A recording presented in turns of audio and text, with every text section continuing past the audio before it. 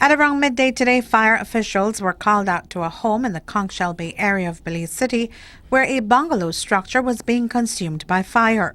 The plumes of smoke that were seen ascending attracted residents nearby. But by the time any aid could come to the homeowner, Phyllis Rayburn, it proved too late to save her middle child, 2-year-old Kaylee Alvarez.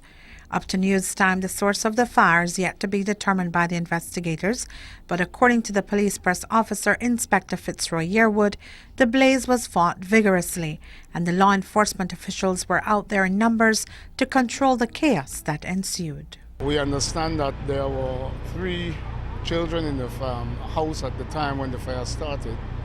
The mother managed to get out 2 of them, and the other one who was in an area in that house was left behind. Unfortunately, the 2-year-old Kaylee Alvarez perished. The body has been transported to the morgue, and we have fire personnel who responded very quickly to the scene. It was chaotic. People was running from all different directions, and everybody wanted to go in. We had live electrical wire on the ground that was sparking, and I myself had to try to contain the crowd.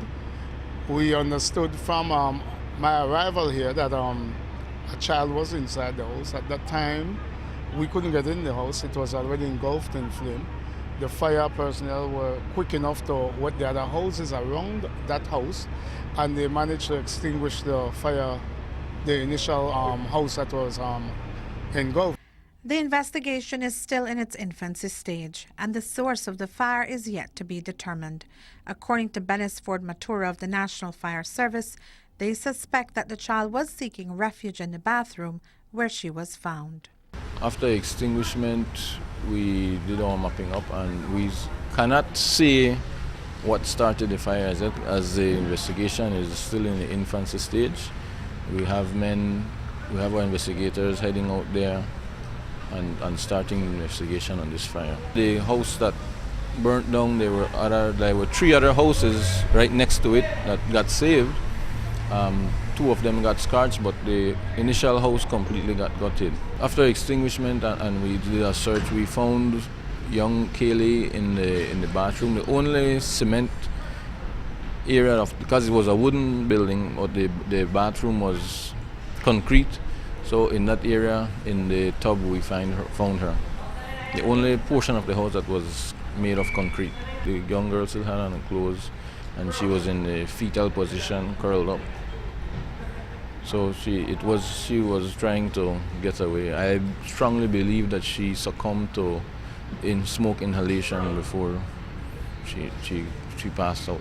Kaylee Alvarez lived in the wooden and concrete home with her 2 siblings, her mother, and her father, Glenford Alvarez, a fisherman who had just left home this morning to go to sea. Odessa Orozco is the child's grandaunt who lives next door. Her devastation was evident as she recalls seeing the bright flames coming through the bedroom window and standing there in disbelief. Somebody had a Phyllis house on the fire, right? So when me and Carly get up and look through the window, Phyllis baby room, they're on the fire. I'm like, yo, that's going on. I still can't believe it yet. And my 2 granddaughter, they play their cousin in that I had this morning. When I see the fire, the house on the fire, and I come outside so I could do. There's nothing I could do. And then Phyllis asked me for Kaylee. And tell her, Kaylee, no him in this yard. Where Kaylee there? Where Kaylee there? Nobody can find Kaylee. But sweetly, baby man. He like play around. He like cook in my yard. And come to my door, come play with my granddaughter, my yard, and carry some the rest of picnic there. And sweetly, baby. She nice, mama. What happened? I don't know. I can't believe it yet. I can't believe it when I look through the window and talk to her right now. I just see this blazing fire in this baby room, man. Oh, God. The mother of the child, Phyllis Rayburn, was removed from the scene of the fire and taken to the hospital as she had passed out on the street. Police officers removed the child's charred remains from the house and transported it to the morgue at the Carl Hirschner Memorial Hospital. The traffic wardens, police, and fire officials were out in numbers, and according to Inspector Yearwood, several of them were off duty when they stumbled upon the tragedy unfolding. I was only passing by when I saw the commotion, and I pulled over myself and another officer from Eastern Division North. Like you rightfully said, we do not look at separation in this department. We saw danger, we saw the need for assistance, and we all responded from both sides of Eastern Division. Like you said, it's not usual, but it's around rush hour. Everybody was passing at the same time, and thank God that they responded. I have fire personnel that were off duty that were nearby, and they responded. Traffic personnel likewise. For assistance to the family, Rayburn can be contacted at 635-1375. Our news archives show that back in 2014, fire officials were called out to the very same area when one of the homes in the yard belonging to Patricia Rayburn was on fire. No life was lost in that blaze, and only a portion of the home was destroyed. Reporting for Love News, I am Renee Trujillo.